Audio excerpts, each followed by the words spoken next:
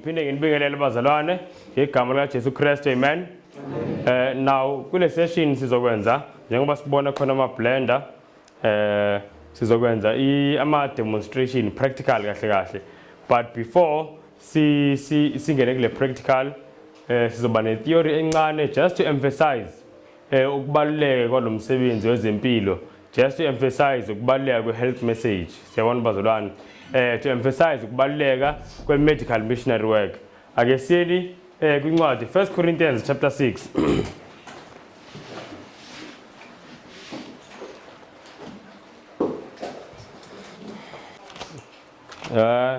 Sesifile bazalwane. Sofunda nje ivesi leli belike lafundwa manje ekseni. 1 Corinthians chapter 6 ngicela silalele kahle ukuthi lithini iBhayibheli, verse 19 no 20. Lithi iBhayibheli, kepha anazi yini ukuthi umzimba wenu uyithempili likaMoya ongcwele okinina enimamukele kuNkulunkulu nokuthi anisibo abenu na. Siyezwa bazalwane, kuthi aniyazi yini lento? Kama emazi kuthi lento njengomuntu ongumKristu yinto kumele ngaba sonke siyayazi. Manje umpostoli Paul yamangala uthi kanti bazalwane njengoba nenza kanje anikwazi yini lokhu ukuthi nina aninamzimba, imizimba yenu kabani?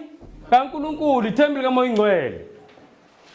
And then abanika isizathu ngoba uyabona ngathi ayibakhohliwe bazalwane. Uthi ngokuba nathengwa ngenani elikhulu, ngakho ke mbongeni noba mdumiseni uNkulunkulu emizimbeni wenu. Uthi umpostoli Paul asena mzimba ngoba sathengwa ngenani elikhulu. Siyabona bazalwane, so masibuka inani esithengwe ngalo umpostoli nayo into emthinta kakhulu uthi sithengiwe ngenani elikhulu. Yingakho imizimba yethu akuseyona yethu. Njengoba lisho iBhayibheli lithi umvuzo wesono yini? Ukufa. Siyezwa bazalwane, bese lithi angisho amaRoma 6 verse 23 lawo. Mafunda amaRoma 3 verse 23 lithini? Lithi sonke sonile. Siyezwa bazalwane, ngala siyatshela umvuzo wesono yini? Ukufa. Ngala siyatshela ukuthi sonke sonile. So kumele ngaba bangakho abantu abafile? Sonke. Siyezwa leyo nto? Sisodwa isizathu sokuthi siyaphila namhlanje yingoba uJesu walamula ngegazi lakhe. Siyezwa leyo nto bazalwane? uJesu walamula ngokuchitheka kwegazi lakhe, kwathatha ukuthi kwehle uNkulunkulu esihlalweni sobukhosi. Besingenathemba ake sibukeni ivesi. Ngifuna sibone le ntani bazalwane, asibukeni something asencwadi kaPetro. Petro kuqala chapter 1.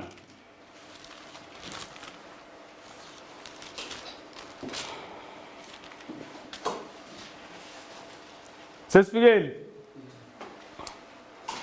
Lithi iBhayibheli, nazi ukuthi anihlengwanga ekuhambeni kwenu okuyize enakunikezwa ngawoyihlo ngezinto ezibhubhayo, isiliva negolide. Sakuzwa lokho? Kuthi asihlengwanga thina ngesiliva negolide, izinto ezibhubhayo. 1 Peter chapter 1 verse 18. Now verse 19 uthi, kodwa ngegazi elinqabileyo likaKristu kungathi elewundlu elingenacala elingenabala. Siyezwa bazalwane, na uthi uPeter asithengwanga ngani? Ngegolide nesiliva. Uyazi leli gama lithi ukuhlengwa kuthiwa uredeem. Mawufunda ku Old Testament ukuthi redemption esho kwakuyini? Iredemption kwakuthi umuntu mayisigqila mhlambe eboleke imali kumakhelwane wakhe wangakwazi kuyikhokha, kwafika isikhathi la ukubona ukuthi akwazi ukukhokha at all. Ukuze akhokhe back le mali kumele yena abe yislave kumakhelwane wakhe mhlambe kweminyaka ethize. Siyizwe leyo nto?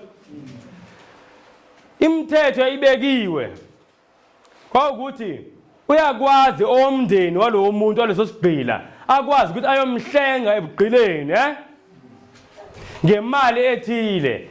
Kwakukhishwa isiliva negolide ukuhlengwa abantu ebugqileni. Kuyazwakala bazalwane? Na uthi umpostoli asihlengwanga thina ngani ngesiliva negolide. yazi bazalwane ngicela untshe nenye into. Do you know ukuthi kwakuyoba lula kuNkulunkulu kakhulu? Yabona lesa struggle besifunda ngaso la sitshela khona ukuthi it was a struggle even with the king of the universe to yield up his son. Sasigeke sibe khona uma ngabe uNkulunkulu kwakudinga nje ukuthi asihlenge ngesiliva negolide. Do you know that? Kwakuyoba lula kakhulu ngoba uNkulunkulu lonke isiliva elakhe, lonke igolide elakhe, futhi angathi maseliphelile la emhlabeni aphinda adala elinye. Sayizolani bazalwane? Kwakuyoba lula kakhulu. Kodwa manje ukuhlengwa kwethu kwadinga ukuthi uNkulunkulu akhiphe into ekuyiyona yodwa anayo iyodwa. Niyayizwa bazalwane? Do you know ukuthi uNkulunkulu yonke into anayo unayo ngoba uningi bayo? Siyakwazi lokho. Unengilosi eziningi uNkulunkulu, billions zezingilosi. Mawufunda incwadi yesambulo kuthiwa thousands times 10,000, 10,000 times 10,000 ziningi. Ihlahla iningi, igolide liningi, yonke into, abantu baningi. Kodwa kuthiwa uJesu, he is the only begotten son kaNkulunkulu. Sayizwa bazalwane? uJesu, he is the only thing uNkulunkulu has only one of. Yayicabanga leyo nto, and ukusindiswa kwethu kwadinga ukuthi uNkulunkulu akhiphe leyo nto kuphela anayo iyodwa. And futhi mawukuthi yayiluza leyo nto akwazi ukuthola enye ngoba uNkulunkulu bazalwane noJesu bayalingana. NoJesu enguNkulunkulu akwazi athi uNkulunkulu mayilahlelwe nguJesu aphinda adala omunye uJesu. Ayizona bazalwane? Kodwa siyatshela noma ufunda ku Desire of Ages page 49 ngesacrifice eyenziwa uNkulunkulu. Ithi yet into the world where Satan claimed dominion, God permitted his son to come, a helpless babe, subject to the weakness of humanity. He permitted him to meet life's peril in common with every human soul, to fight the battle as every child of humanity must fight it, at the risk of failure and eternal loss. Say that bazalwane. Kuthiwa uNkulunkulu mayinikela ngoJesu, wavuma ukuthi uJesu eze njengale ngane. Le ngane ikuyinethuba lokuthi isinde ukuthi futhi ingasindi. Sayizwa leyo nto? uNkulunkulu wenze isimanga. Ariske ngento engaka. So amazing. So uthi Paul mayibuka le nto ithi sithenge ngenani elikhulu bazalwane. Kwakune anxiety ezulwini uJesu esehla neyazi leyo nto. Do you know ngenxa yethu uNkulunkulu wa experience ama feelings amaningi angakaza wa experience from eternity. Njengoba sifunda izolo ku Prophets and Prophets kuthiwa it was a struggle. For the very first time in eternity uNkulunkulu astrugglishe to do something. Can you imagine leyo nto? For the first time in eternity uNkulunkulu abe anxious. Ngenxa yethu uNkulunkulu wavuma ukuthi konke lokhu kwenzeke kuye ngenxa yethu. For the first time in eternity kube khona i-separation between uNkulunkulu Baba and uNdodana. You know siyatshela Desire of Ages ngesikhathi uJesu eseGetsemane. Kuthiwa if mortals could view the amazement of the angelic host as they in silent grief watched the Father separating his beams of light, love and glory from his Son, they would better understand how hateful is sin in his sight. Thina uma ngeke sibone ukumangala kwezingilosi ezazibukile zimangele. Zibuke uBaba ehlukana noJesu. Zibuke into zakaze ziyibone. If we could but view the amazement of the angelic host, sibuke nje. We would better understand ukuthi uNkulunkulu sizonda kangakanani isono.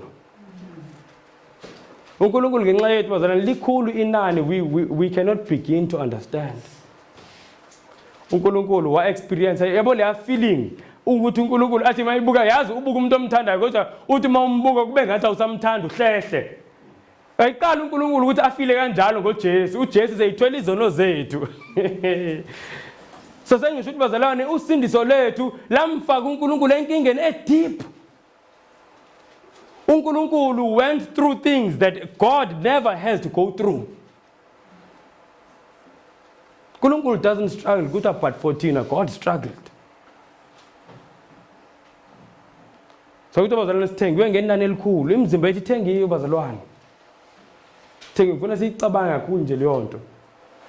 You know, kunabantu abazitshela ukuthi ivangeli uNkulunkulu into interested kuyona kuphela inhliziyo. Do you know that? But siyalizwa leli verse lithini? Lithi mbongeni uNkulunkulu ngemzimba yenu na ngemphefumulo yenu. Sayizwa leyo nto?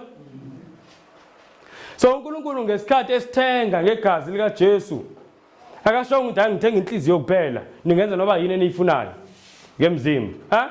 Cabanga uthenga imoto esitolo bese abantu ama dealership athi ke uthi sikunika injini. Kodwa ukhokhe yonke imali bakunika injini bathi seyobona ihamba ngani. Nanokuthi umzimba outside injani. Sayizwa leyo nto? Ungathi hawu niyangirobha phela. So le mfundiso leyo ukuthi uNkulunkulu baningi abantu bayiphethe, nami nganginaleyo mfundiso ngoba ngakhula ekhaya sikakhonze ukwisilo. Ungayibhoboza ukuthi ugogo engayifuni into yokubhoboza, ugogo ayithanda ukusho izinto abangazisho ebandleni lakhe. Ungazibhoboza ungazibhali. Kodwa nje imfundiso eyikhona nje. Ukuthi hayi uNkulunkulu sayibhekile naye inhliziyo behlezi bazibeshaya kanje. But mawufunda iBhayibheli akunjalo bazalwane. Yes, God is interested in a heart religion. Kodwa uNkulunkulu ufisa ukuthi lokho okusenhlizweni kuthinte impilo yonke. Siyakuzwa bazalwane lokho. Yabona kenzela into engihlezi ngintshene yona ukuthi bengithi mangishenye into ngikhumbule enye into. But let me share this. Niyakhumbula uJesu ekhuluma ngevangeli ngombuso wezulu. Uthi ufana nani uJesu umbuso wezulu? Uthi ufana nowesifazane owathatha inekambe sithi yini yeast ngesizulu? Imvubelo. Wayifaka enhlambeni. Sayibona leyo bazalwane? And kuthi mayifaka lapho lo wesifazane, umuntu mayifaka. Kuthi mayifaka lo mvubelo yeast ufaka into encane angisho mawubhaka isinkwa. Kuthi but uthi behold and the whole lump was leavened. Kuthi yonke ayigcina seyigcwele ini imvubelo. Siyakuzwa lokho bazalwane? Uthi ivangeli lisebenza kanjalo kwimpilo yomuntu. Bungakuthatha isinkwa esifakwe yeast. Ubese wena ukwazi ungipha nje islice esisodwa singena yeast sesivuthiwe isinkwa ngithi cela ungiphe nje islice ngifuna from this loaf of bread. Iphathi nje encane ngena yeast ngithi ngiphe. Ungahluleka ngisho. You can't do that. Ngoba indlela yeast esebenza ngayo is that mase ingenile ngisho ingene incane but mase ingenile kuthi it leavens the whole lump. Ngenisinkwa sonke.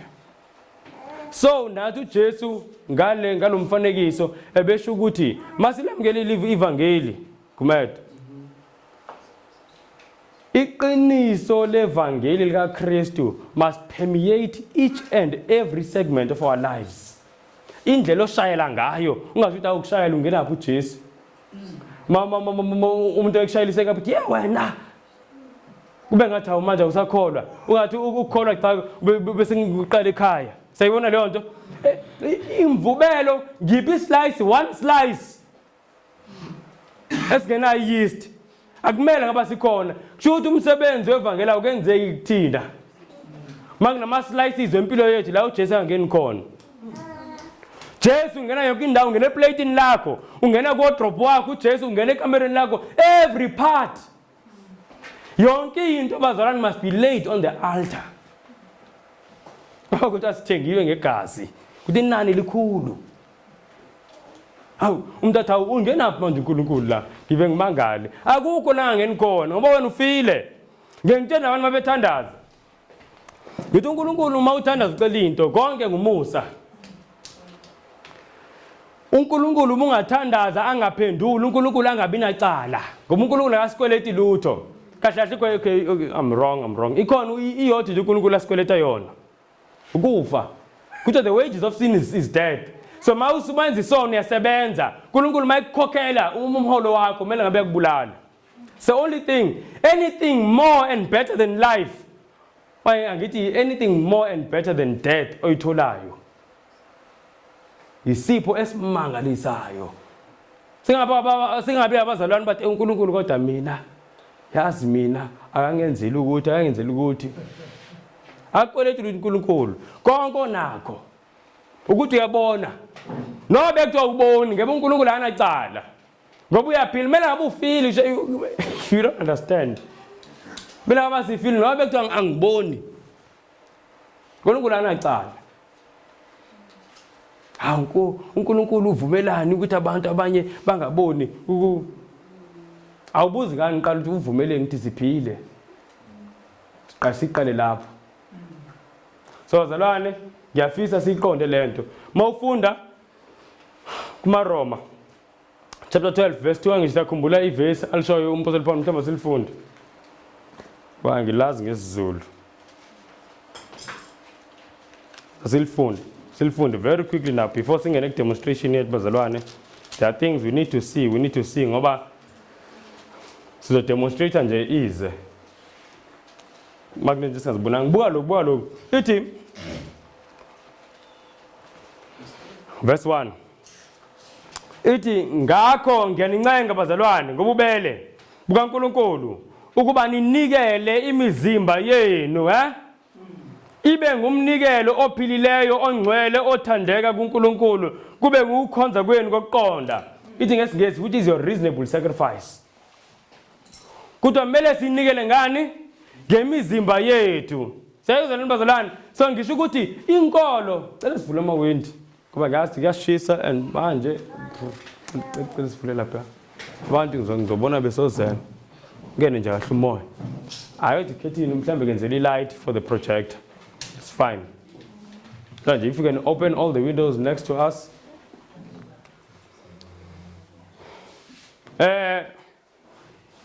So bazalwane uNkulunkulu uyasibonisa uthi uyasinxusa ukuthi sinikele imizimba yethu Kama yamazi inkolelo efundisa ukuthi uNkulunkulu is interested in the heart, only the heart. You can do what you want to the body. Inkolelo leyo evela kwalasha. Inkolelo ephuma kuSathane leyo. That is not the Bible faith. Says bazalwane. So mele siqonde imizimba yethu ithengiwe ngegazi. Njengoba ngisho ukuthi uJesu uthi ivangeli ngena kuyo yonke indawo everywhere empilweni yakho. Ngaboza ukuthi hayi alingeni indawo. Khona ukhazi nami ngumfundisi wayikhuluma inkosikazi wami ayikhona samangala ngathi angifuna ukubuza lutho ngoba sivule siphikisana. Ukhuluma ngebusiness ekumele alenze wathi hayi kula business kulula nje ngoba angisakhumphethini kodwa ukhuluma ngendaba yokubribe wathi hayi lapha yabona nje buwakhipha nje into ethe bese uthi manje sathina awu manje phela umzalwana uyenza into kanjalo nje indaba yokubribe ayingeni hayi into kaNkulunkulu ingena apha manje kwibusiness asho kanjalo wathi khona into ekuthiwa what ethics washika elikhulu kushuthi ngathi kushuthi bayifunde esikolweni kathi yabona angeke ngiye esikolweni mina ngiyafisa ezinye izinto ngizifunde ngiziqonde njengezilimi lezi zo Greek no Hebrew ngithi mangifunda ngithi ngengconto lento kodwa nje ayingawonke ngeke ngiye kulezi kolom mhlambe ngibuya nami senginje angizithembi ngesaba wathi what ethics ngathi awu manje kushuthi kukhona izinto ezihlukanayo uJesu angangeni kuzo but that's not the gospel. Singabonyenza bazalwane leyo but siyayenza manje imizimbeni yethu uNkulunkulu angeni ndawo la ukuthi ngidlane ukuthi ifakweni iphayile lo steak and kidney la angeni nje ndawo lapho sayizwa leyo nto sasingayenzi leyo nto. Now I want to say this bazalwane quotation next to lama verse quotation itholakala councils and diets and foods, councils on diets and foods, page 16. Councils on diet and foods, page 16. It is a failure to care for the living missionary is an insult to the Creator. Says bazalwane I think if ngipinde it is a failure to care for the living missionary is an insult to the Creator. Ngamazi ukuthi masehluleka ukunakekela kahle imizimba yethu namhlambe masinganaki ukunakekela kahle imizimba yethu kodwa that is an insult to the Creator. Kuyazwakala lokho bazalwane then iqhubeke ithi there are divinely appointed laws which if obeyed will preserve men from sickness and from premature death. Sayakuzwa lokho kodwa kunemithetho kaNkulunkulu okungathi masiyilalela isibugcine singaguli futhi singafiki isikhathi. Niyazi ukuthi umuntu uyakwazi ukuthi afike singafiki isikhathi ngibani wazi sekwazi lokho bazalwane konke umuntu hlezi ukuthi umuntu ayifila ukuthi kusekufika isikhathi sambe uthi siyofunda bokufunda incwadi yomshumayeli ngicabanga ukuthi chapter 7 verse 17 you can just write it down mawungazi ithi ungabe uyisiwula ngokudlulela ungabi omubi ngokudlulela uthi uyakufelana nasi ngafika isikhathi sakho nazo leyo so umuntu mayisiwula and a fool says there is no God okanye uNkulunkulu angendawo empilweni yami that is what the fool says umuntu uthi uNkulunkulu angendawo kwi health yami sikhona abazalwane sifa ukufa kokweziwula ngoba said there is no God kule section le hayi uNkulunkulu ula ebandleni because there is no God when it comes to health says leyo nto njalo incwadi mahuba ngisho mahuba 14 verse 1 the fool says in his heart there is no God manje ithi lapha kumshumayeli ungabi isiwula uyokufelana nasi ngafika isikhathi sakho so this is a very important topic bazalwane kuthiwa a failure to care for the living machinery is an insult to the creator there are divinely appointed laws which if obeyed will preserve man from sickness and premature death kuyazwakala akusho ukuthi ngesife do you know ukuthi health angentene nyento do you know ukuthi health it's not about ungafi futhi it's not about ubude bempilo ngoba ungathi health ushayise ibhasi sayizo leyo nto it's not about ubude bempilo but it's about the quality of life so it's not about the length of life it's about the quality of life do you know ukuthi the gift of health isipho sempilo isona sipho ngaphandle kwaso asikho esinye isipho ongakwazi ukusi-enjoya uyazi ngaba nemali kodwa uma ugula awu-enjoy ngisho imali yakho do you know that ungaba ney'ngane ezinhle uma ugula yazi sasifunda siyasifundela iy'ngane i-Old Testament sasifunda ngenye inkosi uJehoram ingane kaJehoshaphat indlela ayikhohlekele ngayo uNkulunkulu wathi uzogula kabuhlungu lithi iBhayibheli wagula 2 years ephethwe colon cancer wathi uNkulunkulu uzogula kuze amathumbu awe ngesisu kubhoboka imbobo lesiswini sayizwa leyo nto sathi for 2 years egula nje leyicabanga leyo nto seyinuka ikhensa imudla uloke uyinkosi ayikho into engenayo angakhetha unkosikazi omuhle lapha phinde akhethe umunye omuhle lapha abiza ukudla bamphekele every day bambhekele yonke into aka enjoy lutho for 2 years kuba uyagula so zalane i-health ibaluleke ngendlela emangalisayo ibaluleke ngendlela emangalisayo now ngicela ukubuza yini okay asike singabuki la kancane sokubuka manje yini engasiza quickly now yini engasisiza ukuthi simdumise uNkulunkulu ngemizimba yethu futhi singaboni kuumthwalo onzima yini engasiza ukuthi senze kanjalo ake sibukeni ivesi asilincwadi yamahubo Mahubo 139 asifundeni verse 14 this is amazing sike silibone le verse sike silibone sonke ngiyacabanga kodwa sika sicabange lento ithi ngiya kukubonga ngokuba now ithi lana ku English I will praise thee to praise and to glorify into yodwa I hope sesikubone lo ithi ngiyakubonga ngokuba ngenziwa ngokwesabekayo nangokumangalisayo imisebenzi yakho iyamangalisa umphefumulo wami uyakwazi kahle siyakuzwa lokho bazalwane yet I will praise thee for I am fearfully and wonderfully made says leyo nto now kuthiwa lapha let us praise God ngemizimba yethu angisho now nangu ulento uthi uDavid uthi I will praise thee because I see ukuthi I am fearfully and wonderfully made into engasiza ukupraise uNkulunkulu ngemizimba yethu ukubona ukuthi imizimba yethu isebenza kanjani injani uNkulunkulu uyikhande kanjani siyazi lento bazalwane one of the reasons why i-health message ngesinye isikhathi sizitshenti ngumthwalo yingoba asazi imizimba isebenza kanjani mase wazi kwenzekani la phakathi uyambonga uNkulunkulu uthi ngiyabonga uNkulunkulu uthi ngangena kuleli bandla elikhuluma ngalento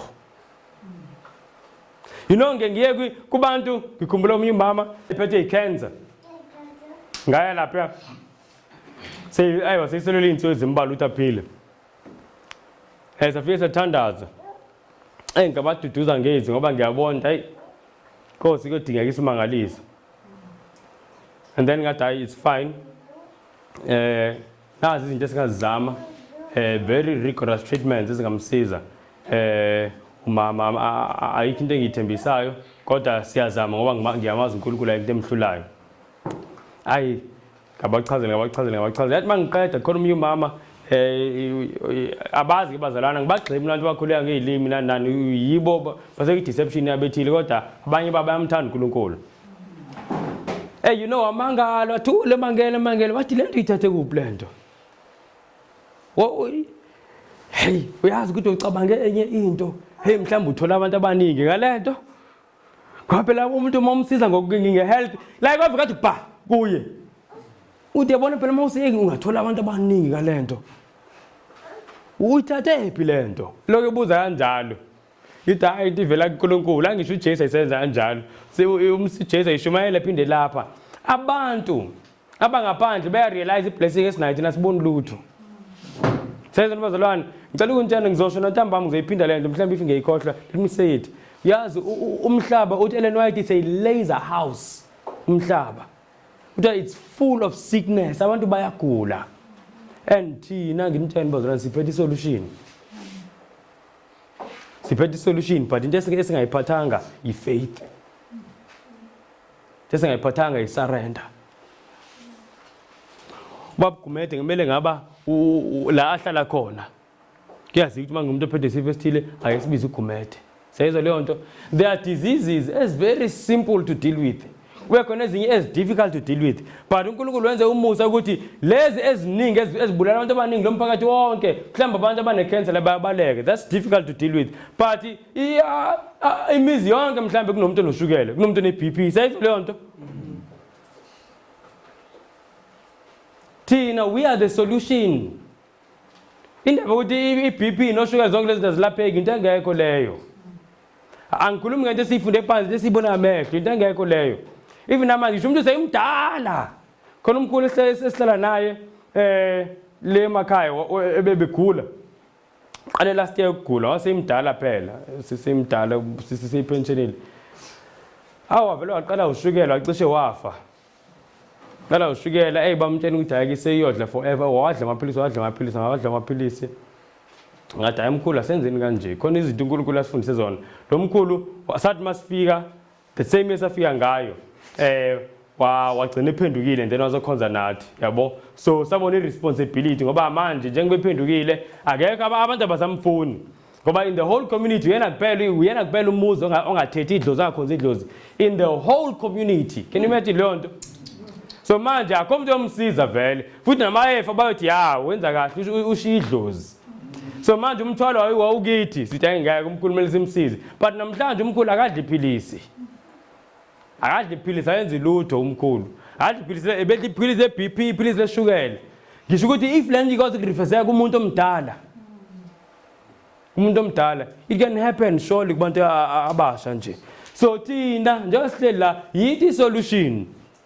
Ngisho noma ungenalo ulwazi baningi abantu la enkonzweni abanalo ulwazi ungahlangana nomuntu manje ufone uthi manje ngenza kanjani hayi hamba uthenga okuthile umthengele okuthile ukunje idinga sacrifice.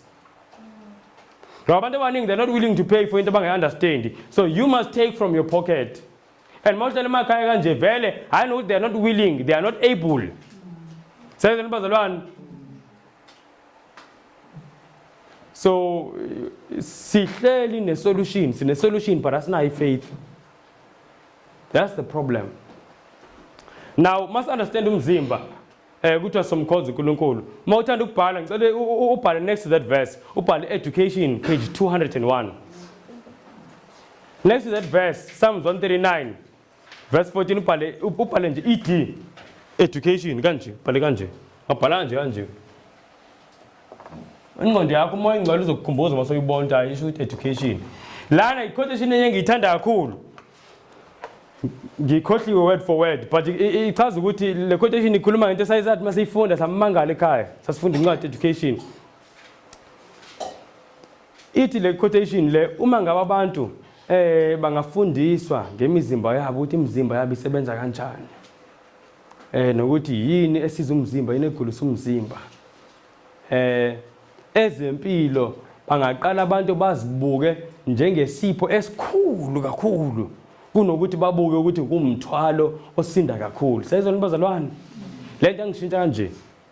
Because many times umuntu makusuka umuntu epresenta ngehealth emabandleni uzofika avula ama quotation, niyabona kuthiwa nomlaleli uNkulunkulu, niyabona avula amavesi, avula ama quotation. Njengoba nenza kanjani bazalwane, khohlwane ngezulu, naniyabona i-quotation ithini. Hayi bacasuka bazalwane bathi asifuni le health, asifuni nalama quotation. Sayibona leyo bazalwane. But manje umprofeti uthi hayi nifundisa wrong health, that's why nithi na persecute abantu abanifuni. Abantu umuntu umbonisa umzimba ukuthi usebenza kanjani.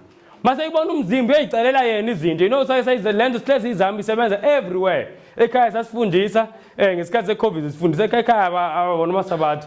Manje ubavulela ama quotation. Safundisa nje umzimba, ukuthi umzimba usenza kanje kanje kanje. Ngikhumbula bephuma beyoteka brown rice bephuma ngathi nakho. Nathi manje asisahluphe kumase ekhaya sivakashile. Sikhona brown rice, osoya milk, sikhona impuphu opolenta. Sayizwe leyo bazalwane. Ababonanga nequotation eyodwa namavesi abayinaki leyo nto. Babuke nje umzimba. Sathi project lapha eTV nekhaya. Kathi asicisheni iTV. Isikhathi seCovid. So nge-lockdown sahlele ekhaya. Sivaleleke nabo. Sathi sicela ukuthi senze kanje. Bathi into ngoba ngangihlezi ngibatshela ngeyiprofeti ngikhuluma ngazo zonke lezi zinto. Manje babona mase zenzeka. So mase ngithi ngisabatha ngicela ukuthi sikhonze nje usuku lonke sifundeni ngalezi zinto. Hayi bebenganankinga. Afternoon sivula iTV. Kodwa sibuka iTV ngifaka ama slide kanje. Bevese ithombe. Baphuma beyoteka brown rice bazalwane. Baphuma beyoteka brown rice. So asibuke nje into encane, just something small. Kodwa ngizojaha ngenxa yesikhathi. Because I want us to get to the demonstration. Nayi into ebulalayo by the way ngikhohle ukisho. Kuthiwa a practice that is laying the foundation of a vast amount of disease and of more serious evils is the free use of poisonous drugs. Asimeni la. Kuthiwa bazalwane, into ebeka i-foundation, yazi i-foundation yini? Le ndlu make foundation. Ngamanye amazwi bangekusuka i-foundation iyawa le ndlu. Ngamanye amazwi kuthiwa bangekusuka i-foundation. What is that foundation? Kuthiwa the foundation is the free use of poisonous drugs. Bengakisuke le yanto kuphela amaphilisi ukuthi abantu bangaphila. Do you know that? Nani isijayele kuphela amaphilisi abantu bangafa. Ngeke bafe. You know why ngeke bafe? Ngoba since akho philisi likashukela, abantu eventually they will find a way of dealing with sugar. Ngoba akho philisi umuntu uthi yini mele sizweni kahle ukuthi yini yenza ushukela. Abantu njengoba ngiphuza itiya ngilo ngifaka ushukela ngiyayibulala baqala bayeka. Kodwa manje akekho umuntu okwenzayo lokho. Yini eyenza ukuthi bakhululeke? Amaphilisi. So kuthiwa this is the foundation. Kuthiwa mangakuphela amaphilisi abantu bangaphila. Do you hear that?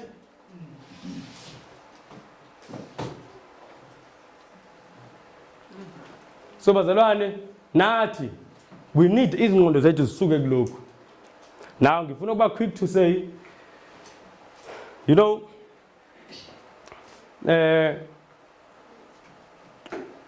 umzimba uthatha isikhathi uku-adapt to things. So njengoba ngiveza le quotation ngiveza ukuthi sikwazi lokho. Sazi direction esisebenza kuyona. Kodwa mangiveza lokho angisho ukuthi mangilomuntu odla amaphilisi la namhlanje kusela namhlanje kahlukana namaphilisi. Cha. Nezo into engisho ngoba ngisho nabantu masibasiza mhlawumbe ku diabetes angisho ake bayeke namhlanje amaphilisi. Abantu are weaned off. Ngamanye amazwi kancane sichecka ingakho sinezinto zokuchecka. Sayizwa lento bazalwane? Hayi manje cha. Umuntu ngeke iphilisi engathi manje alisadingeki manje akali reduce lekusexele elot. Hayi manje ngathi asengaliyeka. Ake sibuke ukuthi umzimba uqhubha kanjani, simonithe. Masibona ukuthi umzimba uqhubha kahle, siyamshiya kanjalo.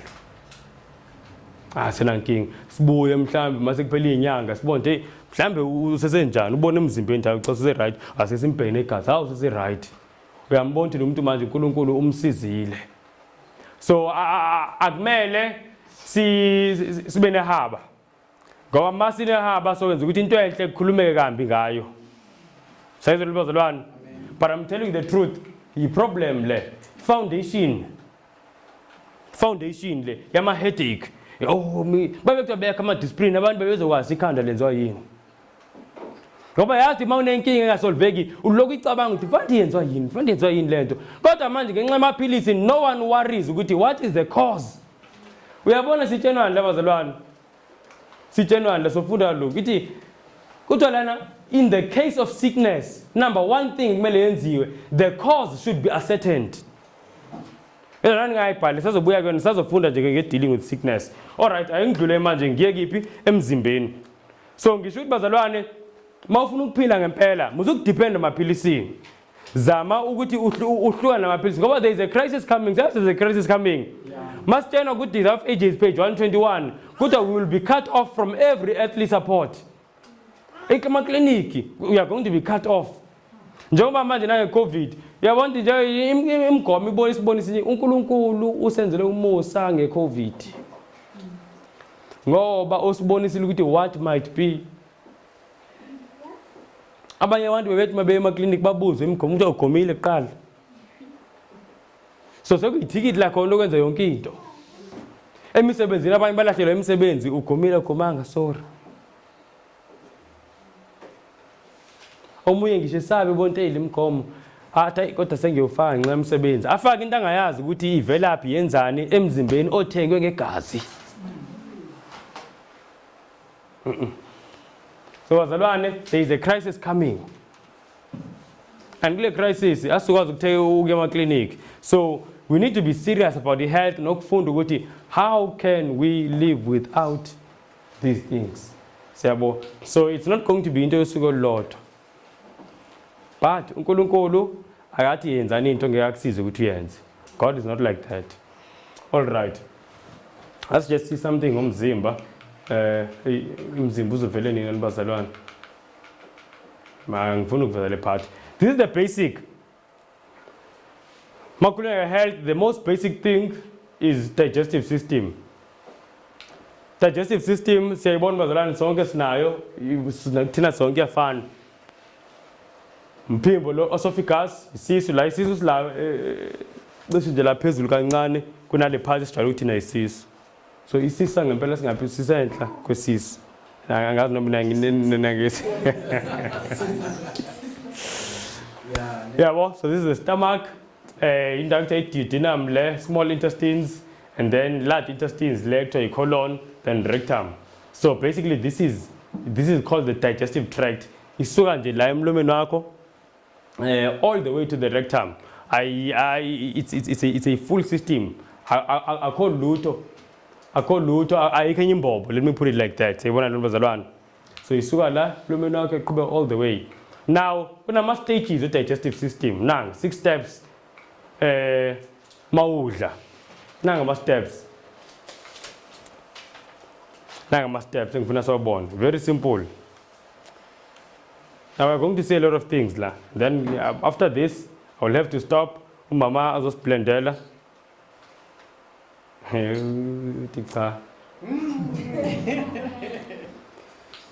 Okay, now my steps. So the first step is ingestion. Says ingestion in ukudla, faka ukudla.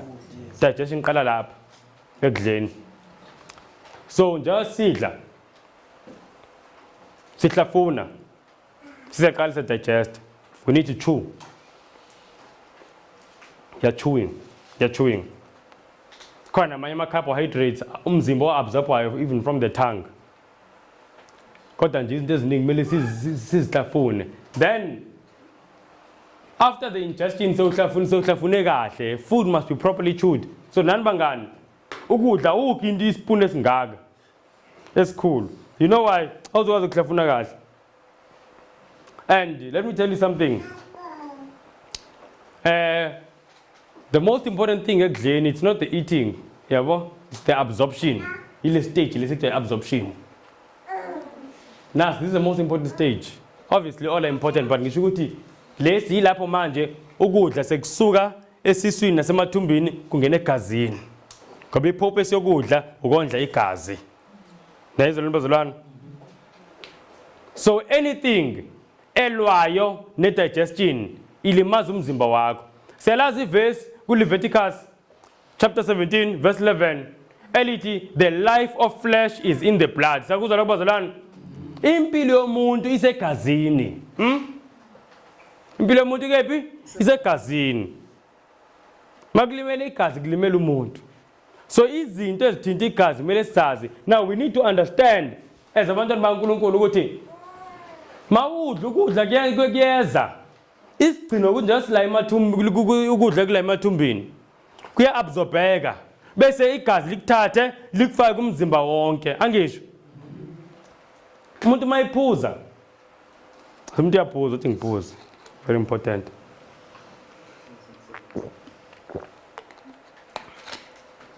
Asithi umuntu uphuza iphuzo lezi engamele iphuzwe. Ezidaka nayo. Mayiphuza umuntu lezo iphuzo, uziphuza ngani ngomlomo mangisho? Iziphelelaphi? Hayi phela ziphele esiswini. Ziyesi zingene emlomeni ziyesiswini. Kudakwani?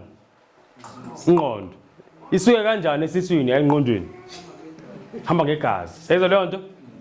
Simple proof ye-absorption. Fike kanjani? Fike ngegazi. All right. Now siyabuka ke bazalwane nakho. Ingestion, propulsion. Yini propulsion? Propulsion yile process lapho ukudla manje kumove through the alimentary tract, digestive tract. Ngamanye amazwi ngesiZulu ngiyakhumbula kuthiwa uhlelo lokugaya ukudla.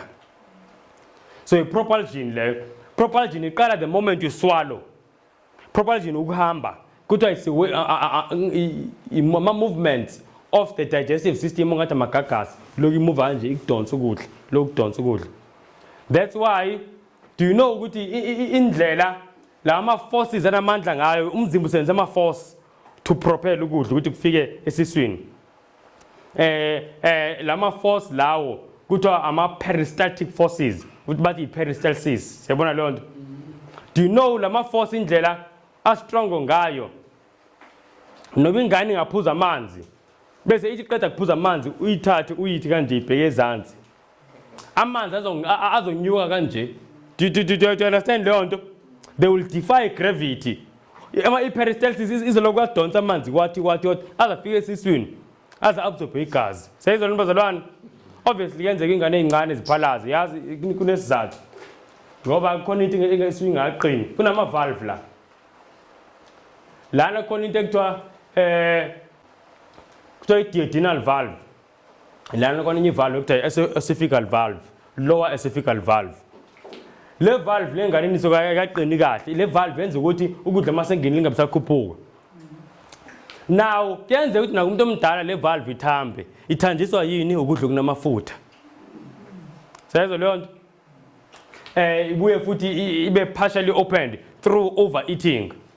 And then mase kuthambe le valve le kwenzakalani? Lezinye izikhathi mawubhodla ube ne reflux. Sewona reflux sithi thina yini kambe heartburn noba uyazi ukuthi mawune constant reflux, chronic reflux ungathola esophageal cancer.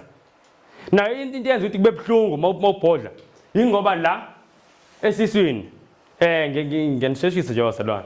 La esiswini khona ama layers. Nanga ama layers ku stomach. There are 4 layers. So khona I mucosa. Mucosa layer yenza mucus is very very thick. Iyakwazi to handle lama acid lana. Siyibona leyo nto. But nakhona no-esophagus na ina lama 4 layers. But the mucosa yakho-esophagus ayifani yasesiswini. Ngoba ku-esophagus bengamele ngaba kuza any acid. Siyezwa leyo nto. So ingakho makuphuma i-acid ibingakwenzi lutho esiswini but once yafika la ku-esophagus iqala babuhlungu yakushisa. Siyibona leyo nto ngoba le mucosa layer la ku-esophagus is not so thick. Siyezwa bazalwane. So manje uloke uzilimaza kanjalo nenye into egcina ishaya mhlambe ngisakhuluma njengalama layer. Nenye into eshayayo yabona ukudlushepisi nokudla njalo kwenza kube khona acidity eningi esiswini. You know why? Digestion stay iqala ngani kambe? Step number 1. Ingestion ngokudla ngisho. So the moment you chew umzimba uthi kuzongena something la and then uyathola ukuthi kunama cell athile a release manje ini ama-acids. Seyizwa leyo nto? Lama acid lagaya ukudla ayariliseka manje. Usahlafuna. Ingakho abantu bethi awushepisi yalambisa. But ushepisi uba nale sensation yokulamba ngoba kusekhona lama acid. So mase yariliseka lama acid yazi kwenzakalani? Ayaqala ama acid akatholi lutho azoyigaya and then ama acid agaya the mucosa layer. Ugcine ke manje sewunento ekuthiwa yini ama-ulcer. Ama-ulcer isilonda esiswini. Manje sekugayekile sekuze manje sekungena like submucosa seqala kuyazwela. Seyizwa lento bazalwane? Ama-acid manje afika la bengamele afike khona. Isilonda sesiyadla. Gcinele ama-acid sebedlena la. Kufike kube khona ama-pain amangalisayo. Ama-ulcer ayahluka-ke kuba khona ama-stomach ulcer. Ama-stomach ulcer uwathola mawulambile. Ngoba mawulambile umzimba uzoqala ukhipha ama-acid kancane kancane. Siyayibona leyo nto. And then lama acid ayekulisa silonda. So ama-stomach ulcer uthola kanjalo. Kube khona bathi ama-intestinal ulcer noma duodenal ulcer. Wona ala outside of stomach angaphandle. So lawo uwathola uthola kuba ababhlungu mawuqeda kudla mawuqeda kugwinya eziloku kugwinya. The reason why ababhlungu wona mawuqeda kudla is because njengoba uloku kugwinya lokudla kudlula with some of those acids. Siyibona leyo nto. So as kudlula with some of those acids sekuthunukala manje lesilonda esile emathunjini. Siyizwa leyo nto. So wonke kodwa ama-ulcer anama causes. Ayikho into engena cause bazalwane. Ayikho into engena cause. Ayikho into engena cause. Okay, besakhuluma ngalo lihlelo. So propulsion. Sebenzisa energy emangalisayo. Njengoba ngintshela. Then uqale manje esiswini mechanical digestion. Ukudla makufika esiswini sekudonsekile isisu siyakuthatha ukudla siyagaya kanje simane sikuthi bathi ama churning forces churning le uyabona umzimba uyasebenza kunento engifuna si appreciate. That's why kuba ngathi ngiyachaza ngifuna si appreciate ukuthi the body uses nutrition and energy to break down food. Umzimba ukuze ugaya ukudla usebenzisa nutrition energy. So buya kuleyo nto kunama churning forces. After sekune churning la esiswini konke lokho kwenzeka la kwistomach qale manje kuriliseka ama juice wokugaya make chemical digestion leyo. Yabo, so ukhuluma ama gastric juices yebo. Kudlule futhi ukudla from the stomach kuye emathunjini. Mase kudlule emathunjini ipancreas siyabona lento ipancreas ehleze khulunywa ngayo mawunoshukela. Inama juice nayo wadlulisayo. It's very important with digestion ipancreas. Izo release ukuthi pancreatic amylase. Amylase into ama digestive juice a digesta ifat. Siyabona leyo nto i-release ama proteins zonke lezo zinto lawa digest protein. Uyamonto uNkulunkulu do you understand? Uyazi ukuthi uNkulunkulu udale umzimba ngendlela ukuthi umzimba is able to sense ukuthi lena i-protein. So ukuze kudigesteke le kudingeka le juice. Ukuze kudigesteke le kudingeka le juice. Ungatshenje yonke into will digest into eyodwa. uNkulunkulu uhlelekile kakhulu. Uhlelekile uNkulunkulu. Ingakho ke manje mawuloku uzibulala ngotshwala. Gcina ugula une-pancreatitis, i-pancreas ayisebenzi kahle. Izo affect umzimba wonke. Sayibona lo bazalwane. So ikuseyini leyo kuseyi-chemical digestion yabona umzimba lo ukhipha amajuice ukhipha izinto. Awukazuzi lutho kulokudla. Before uzuze kulokudla umzimba uqala usebenze. So yilo kaNkulunkulu. Sayizwa leyo nto ukuthi before uzuze you work. Sayizwa leyo nto. Yilo nje kaNkulunkulu. And then after chemical digestion then comes absorption. Umzimba sewuyazuza. I-absorption yenzeka kuphi? Yenzeka kule layer ekuthiwa i-submucosa. Lana yabona ukuthi kunani kunama blood vessels. So ngizothini le layer bathi partial permeability. Angazi kuchaza ngani ngesiZulu but you don't need to know that. Kunezinto ezikwazi ukuphuma so mase kuncane ukudla egayekile kahle yabo ama-elements amancane then kuyakwazi ukuthi kuphumeke manje sesini ukungena egazini gazi nalo lisuke lilapho nje kaningi lokumunca ukudla lokulathatha khona emathunjini. Siyabona leyo nto digestion leyo end up kwini manje absorption. After absorption kwenzakalani? defecation. Kusala i-waste. Sayizwa lento bazalwane? Kusala i-waste. And then i-waste seyoyithulula ke manje lapha endlini encane. Ile part ekuthiwa yini i-defecation leyo. Ikephi le waste? Ila kule colon le. Can you imagine kwenzakalani? Njengibona lamathumba amancane njengobe egoqene kanje made kanje ukudla kuhamba yonke lento.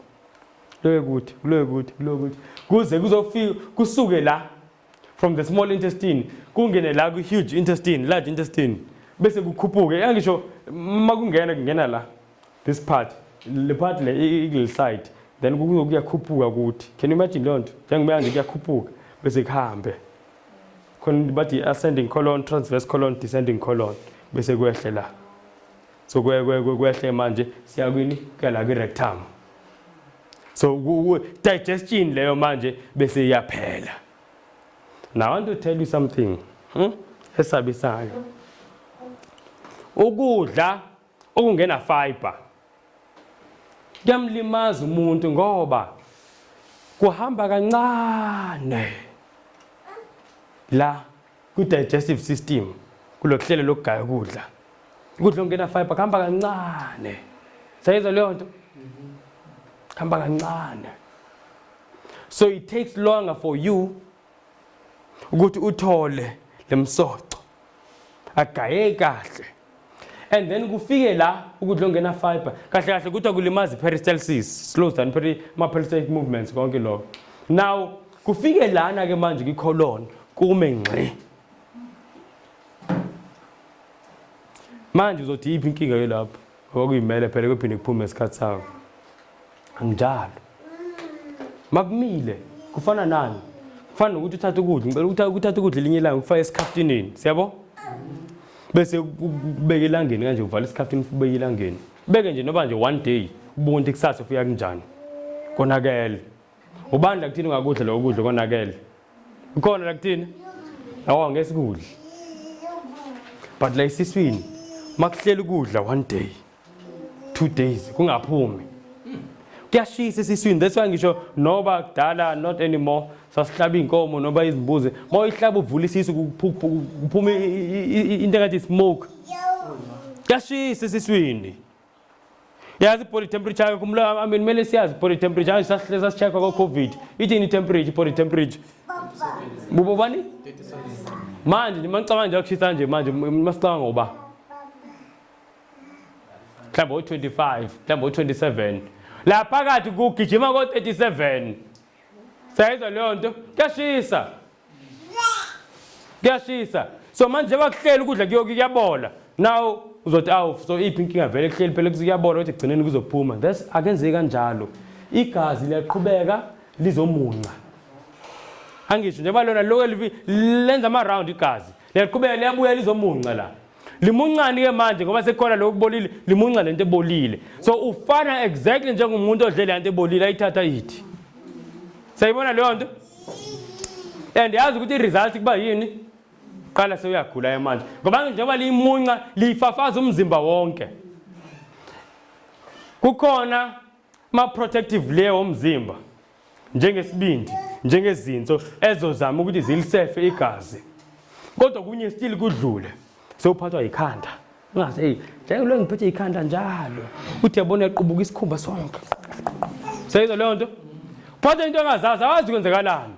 Uthi yabona kune tumor. Uyazi yenzani umzimba? Uyabona ukuthi manje le ndlela yokukhilo lihlelo lokukhipha udoti alisasebenzi kahle. So umzimba ucreate i-dustbin la phakathi kuona umzimba.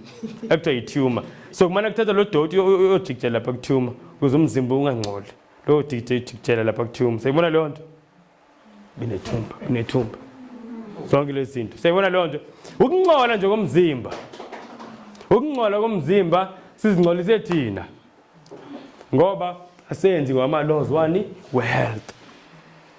So kubalulekile to follow these laws bazalwane. So ukudla ongena fiber very very dangerous. Ingakho masikhuluma ngokudla ngediet sikhuluma ngama whole foods. Ukudla okuyilo hlobo uNkulunkulu alidala ngayo. Sayizwa leyo nto? Ayikho uNkulunkulu into ayidalele ukuthi idliwa ayidala ingena fiber. Ingakho ngisazi nenyama engadalelwanga original ukuthi idliwe ngoba ina fiber inyama. Kodwa konke kune fiber yazi uNkulunkulu kumele kudlule la. I mean konke uNkulunkulu ayidalele kumele kudliwe kune fiber ngoba yazi kumele kudlule la. Inyama is no fiber. So mawudla iAce nenyama same plate udle 0 fiber. Ingakho manje uhlala insuku. Uzibona ukhathela. I mean everyone knows ukuthi maku healthy isisu ku healthy umzimba wonke. Ngisho abantu bezogijima bayahamba bachathe umuntu achathe afuna kube empty nje isisu kahle ukuze agijime into yangempela. Nami ngangijima ngangisazi ukuthi mangingena ejimini la ngijima khona kahle is if ngaqala lapha endlini encane. So abantu abaningi bayakwazi lokho ukuthi health yesisu health umzimba wonke. Ubi health yesisu namathumbu digestive system nje health yegazi which is health yani yomzimba wonke. Seyibona bazalwane. So kumele sizilimaze ngokufrya kakhulu. Ukuthanda ukufrya kuyolimaza la. And let me tell you by the way, na into bengifuna sinotice here is the final thing. Ngibhale economy of health, profit versus loss. Oh yeah. Njengoba ngithe mina umzimba before uzuze ekudleni uqale usebenza ngisho before uzuze uqale usebenze.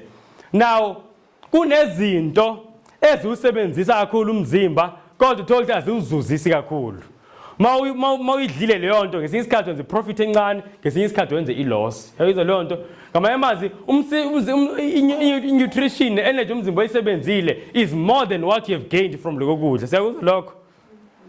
Kade ningisa.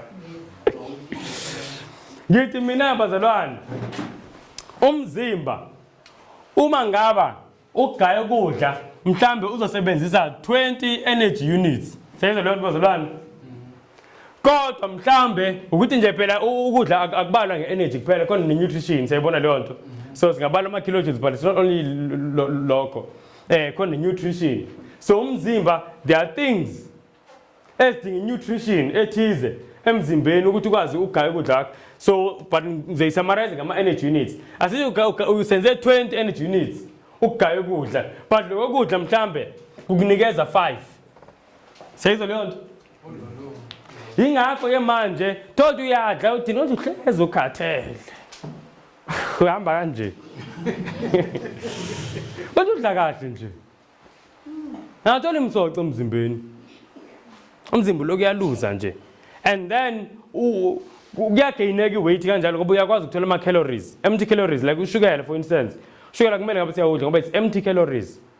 Futhi more than that unehama emzimbeni. Siyabo? Ushukela umzimba struggles to digest anything with sugar. Mangithi sugar ngisho ukuthi i-sucrose le refiniwe. Lethola kumoba nje sinomoba omngaka. That white sugar and that brown sugar umzimba uyasokola kakhulu. Umzimba and inezinye izinto ezenzayo. Besides ukusokolisa umzimba ukuyidigesta and then inokunikeza nje empty calories. Because excited ngesikhashana. Phinde uyahlinga umuntu abantu abaphuza ngiyakhumbula ngisebenza abaphuza itiye fika aphuza itiye kube ngathi uthi kwesikhashana phinde uphuza ilinye ngoba ayihlali ayenzi lutho empty calories sokolisa umzimba uthi umuntu qede kuthola le shock kodwa umzimba usazama ukukhipha lento kumele ngaba ingenanga ngoba sugar has no fiber. Sugar is very harmful. And ukhulumile ngaEllen White misi ukuthi nginayo i-quotation la khuluma ngayo. You know this was a prophet abantu bemhleka. Ithi lana sugar is not good for the stomach. Says leyo nto it causes fermentation. Yazi why it fermentation? Yazi into ferment amakenze njani isiteke stomach mase ihleli ziyabola. Ngamanye amazwi ushukela wenza ukuthi kungadigesteki kahle izinto zingadluli. This is now a grade 3. Umuntu highest education possible Ellen White u grade 3.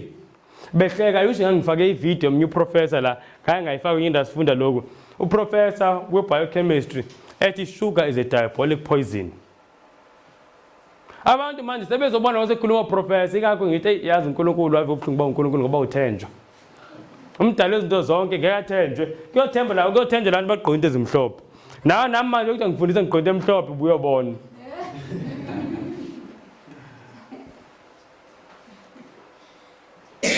but the prophet of God wayesho kudala. Do you know ukuthi abantu kudala babekholwa ukuthi ugwayi awubulali, bekholwa ukuthi aphilise ngesikhathi ka-Ellen White. Ellen White wayibonisiwe uNkulunkulu in vision ukuthi ugwayi is a poison to the system, cause cancer konke lokho. Akusho khona ministry of healing. You know, the first time kuphuma i-report kambe kuthiwa yini igama la report yenziwe America. I think it was 1960 there, somewhere there. A final report babese beqalile ukubuka ama-signs, ama-links ukuthi lung cancer kodwa abantu ababhemayo, most abantu bane-lung cancer abantu ababhemayo. Then kwenza usesho kade ugwayi yingozi. Kaqalwa lapho prior before 1960 ama-cigarette box abengabhalwanga ukuthi smoking kills. And then katholakala ukuthi ugwayi uyabulala kodwa kunokuthi bawuyeke. Kodwa abantu abayikhethele akubhalwe nje kodwa ukuthi ugwayi uyabulala. Abantu bawubhema ngabona ukuthi it takes more than a scientific paper to convince abantu abasesonweni. Takes more. So bengilowo shukela sobazalwane sesikhulume enough nge-digestive system. Ngicabanga ukuthi ake singene kuma-demonstrations ambalwa. Now before singene ku-demonstration nake ngifuna ukusho ingenaphi lento ezode siyidemonstrate ingena kuphi? Ingena la. Now I want to say something. This is a very powerful quotation engiyithandayo. Mafuna ukwazi mangicabanga mina nami ngisafunda izinto eziningi kodwa mangicabanga ngicabanga ukuthi the one page mangathi one page eliphethe information condensed kanje yezempilo in the whole of spirit of prophecy ephethe information eningi kunawo wonke ama page in the whole in all the volumes page 127 no Ministry of Healing. Bunga uthathe page 127 no Ministry of Healing namhlanje uqala uthi memorize nje line by line, paragraph by paragraph, uzokwazi izinto eziningi ngezempilo in a very very short space of time.